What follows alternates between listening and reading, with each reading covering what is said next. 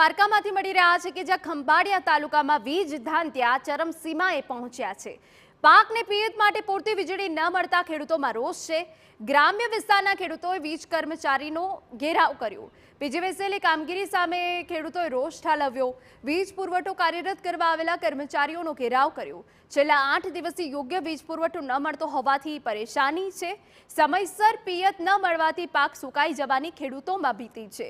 યુદ્ધના ધોરણે વીજ પુરવઠો પુનઃ કાર્યરત કરવાની પીજીવીસીએલે પણ ખાતરી આપી છે।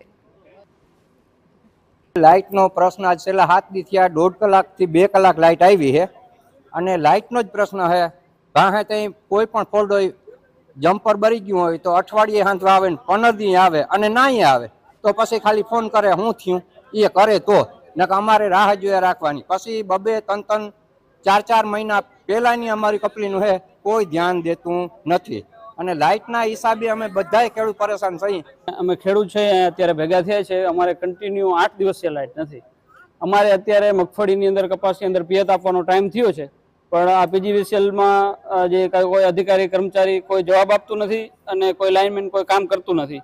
છેલ્લા 8 દિવસથી અમને 24 કલાકમાંથી 2 કલાક લાઇટ મળતી નથી અને એ મળે તો કટકે લાઇટ મળે છે। એના કારણે અમારે બધો પિયત સુકાય છે અને આજે અમે બધા અહીંયા 200 ખેડૂત ભેગા થયા છે અને પીજીવીસીએલના અધિકારીઓનો ઘેરાવ કર્યો છે। જ્યાં સુધી અમારી માંગણી એવી છે કે ગમે કોશિશે પણ વીજ પુરવઠો કાર્યરત કરો, ગમે ત્યાંથી તમે ગમે રીતના કરો, બરોબર।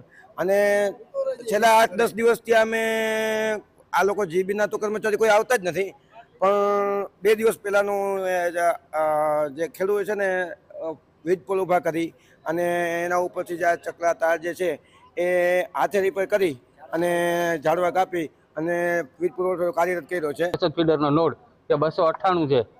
અમારે પાવર હાઉસની કેપેસિટી જે છે કેશોદ ફીડરની એ 300 એમ્પિયરની છે, જ્યારે 298 સુધી પહોંચી ગયા હોય નોડ સહન નથી થઈ શકે એવું એટલે અમારી ગણતરી છે કે કેશોદમાંથી નોડ ડાયવર્ટ કરી અને ગણાધાર ફીડરમાં નાખવાનું છે, જેથી કરીને કેશોદ ફીડર વ્યવસ્થિત આની શકે।